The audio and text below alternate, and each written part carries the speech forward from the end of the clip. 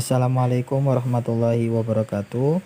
Alhamdulillahirabbil alamin. Pada kesempatan kali ini kita masih bisa belajar bersama. Semoga kita semua selalu diberikan kesehatan sehingga kita bisa beraktivitas seperti biasanya dengan keadaan sehat walafiat. Pada pertemuan kali ini kita akan membahas tentang kemunduran umat Islam, di mana ada dua sub. Yang pertama tentang kejayaan umat Islam dan juga kemunduran kerajaan besar. Namun sebelum kita mulai pembelajaran pada pertemuan kali ini, marilah kita membaca surat Al-Fatihah satu kali. Semoga apa yang kita pelajari bisa menjadikan ilmu yang barokah dan manfaat. Al-Fatihah. Iya karena surat Oke, terkait kejayaan umat Islam, sebelumnya di semester ganjil kita juga sudah mempelajari tentang kejayaan Daulah Umayyah, Daulah Abbasiyah, dan juga Daulah Mughal. Di sini ada poin-poin penting yang perlu kita ketahui terkait kejayaan umat Islam. Salah satu bukti bahwa Islam dulu pernah jaya adalah Istana Al-Hamra yang berada di Spanyol. Itu juga merupakan bukti kejayaan Islam. Terus di India juga terdapat Taj Mahal yang kemudian menjadi ikon budayanya, dan juga ini merupakan peninggalan Daulah Islam. Ada juga yang menjadikan Islam sebagai agama mayoritas dengan dasar-dasar syariat Islam. Begitu juga sebaliknya, ada suatu kawasan yang dulunya imperium Islam, pernah demikian besar dan kuat mengakar, tapi hilang tidak tersisa pengaruhnya dalam masyarakat apalagi negaranya. Wilayah itu adalah Andalusia, ataupun kalau sekarang itu terkenal dengan nama Spanyol. Begitu juga dalam bidang ilmu pengetahuan, tokoh-tokoh agama, Ibnu Sina yang dikenal sebagai bapak kedokteran, Al-Khwarizmi yang mana beliau mengembangkan ilmu matematika seperti aljabar dan algoritma yang kita pelajari sampai saat ini, itu juga merupakan penemuan ilmuwan Islam, yang mana beliau-beliau semua itu telah menunjukkan kepada dunia betapa hebatnya ilmuwan Islam. Yang selanjutnya tentang kemunduran umat Islam. Dalam hal ini terdapat dua faktor. Yang pertama faktor internal dan juga faktor eksternal.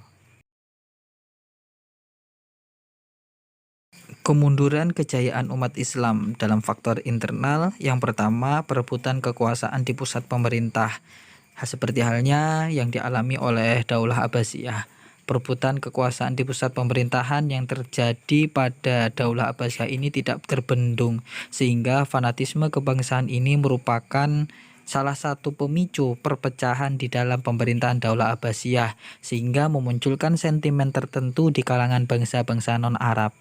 Yang kedua, kecenderungan penguasa, hartawan, dan juga anak-anaknya yang hidup mewah serta berfoya-foya, sehingga memunculkan dampak krisis ekonomi. Poin selanjutnya adalah munculnya daulah kecil. Jadi daulah-daulah kecil yang ingin memerdekakan diri ini juga merupakan faktor yang paling sering muncul dalam pemerintah Daulah Abbasiyah. Dan yang terakhir, dominasi bangsa Turki dan Persia yang memerdekakan diri. Ini juga berdampak pada bangsa-bangsa lain yang jauh dari pusat pemerintahan, di mana bangsa-bangsa ini juga ingin memerdekakan diri. Sedangkan dalam faktor eksternal, yang pertama perang salib antara umat Islam dan juga Kristiani, di mana perang salib ini memunculkan atau menanamkan benih-benih permusuhan yang kuat antara umat Islam dan Kristen. Kebencian itu semakin kuat setelah peraturan baru yang diterapkan oleh Daulah Bani Saljuk menyulitkan orang-orang Kristen yang berkunjung ke Baitul Maqdis.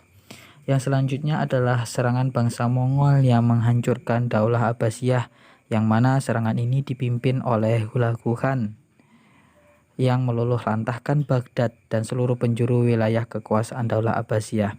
Tragedi kemanusiaan berupa penganiayaan dan penyiksaan berlangsung kurang lebih 40 hari dengan jumlah korban yang mencapai ratusan ribu umat Islam pada saat itu. Tidak hanya pada Daulah Abbasiyah, di belahan bumi yang lain juga mengalami peristiwa yang hampir sama. Daulah Bani Ahmar di Andalusia juga berakhir dengan tragis.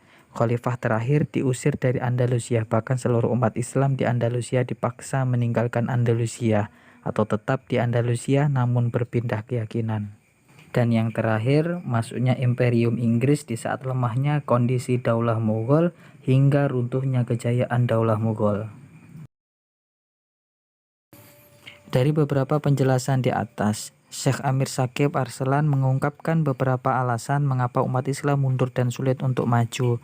Yang pertama, umat Islam sudah tidak benar-benar mengamalkan ajaran Islam sesuai dengan syariat, khususnya Al-Quran dan hadis.